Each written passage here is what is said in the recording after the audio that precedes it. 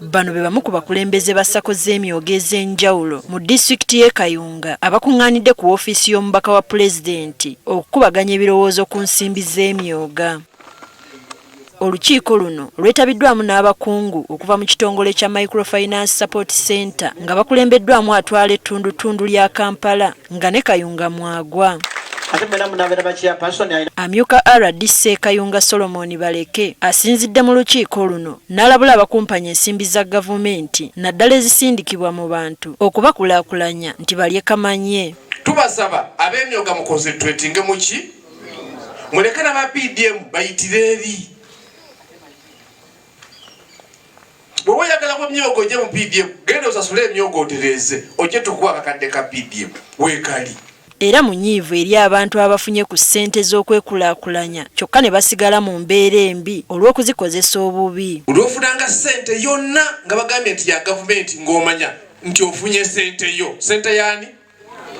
Kati obuzibu obuva olw'okuba tomanyi nti ye gwe gavumenti buli lw'okwata ssente nga bazitumye ekigambo gavumenti ng'ozikavula. Zino zaakulya batubadde kutwebaza kalulu. Bw'ati asabye ekitongole ki Microfinance Support Center ekivunaanyizibwa okwongera amaanyi mu kusomesa abantu nga tebannaba kufuna ssente zino zisobole okubayamba. Balina okusala amagezi bakwatagane ne ttiimu yaffe wano eya commercial officer naffe nga RDC ne DISO okulaba nti tutwala enjiri mu kyalo eky'e Kayunga eya mindset change on issues of development. Abantu basomesebwe. Omubaka w'essaza ly'Ebbaale mu lukiiko lw'eggwanga olukulu Charles Tebandeke agamba walina okubeerawo enteekateeka y'okulambula abantu abafunye ensimbi za gavumenti okutegeera kye bazikozesa.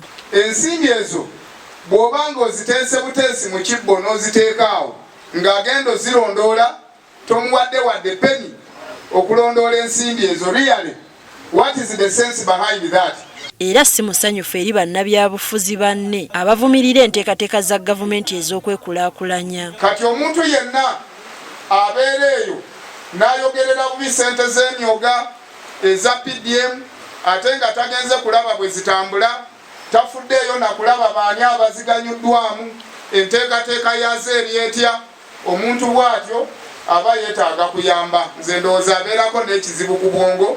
William Kirunda atwala ebbendobendo lya Kampala mu kitongole kya Microfinance Support Center asabye bammemba ba Sacco obuteesibaako bakulembeze abamu kubanga be basinze okudibaga enteekateeka eno. Sacco yonna yonna, institution yonna yonna, ekintu kyonna kyonna ky'oba establishinzeewo kikola because of obukulembeze. Obukulembeze bwe buba nga bukola bwe buti ne bwe buti ekintu ekyo kiba kifeirinze from scratch. Abamu ku bakulembeze ba Sacco boogedde ebikyalemesezza emyooga okukola obulungi. Twagezaako okukungaanya abantu okukola emyooga gino ne tufuna abantu abali mu myoga abatali muki abatavunaanyizibwa mu mirimu egyo. Byemu ku ebizibu bye twafuna kyeka twalimbudde byakaweffe kuyingira mu politics 2021 n'ebirala. Abaffe bano nabo babeere nga batuwa ku ssente zitigirigika mu mwoka newakubadde nga tulina challenges ez'okubanja kubanga okubanja kuno nako ng'omukulu owa takisi bwakinyonyodde ekintu kino bwe kyali abantu bakitwala nti byabufuzi. Kati era Bassentebe ba Sacco zino balabuddwa obutaddamu kujjayo ssente mu bbanka nga tebayise mu wofiisi ya RDC n'atwala ebyenkulaakulana mu disitulikiti. Tekiddamu kubanga abakujjukujju n'abanafu aw'ekikemo weekijjira omuntu atunula ebbali n'atunula eno nga talaba waliwo ategedde nti agenda funa ki bw'azifuna mu bbanka n'abula. Enteekateeka y'emyooga yaleetebwa okusobola okukulaakulanya bannayuganda wadde ng'ate abamu abaaweebwa ssente ate baagaana okuzizzaayo wadde ebbanga lyazo lyatuuka dda.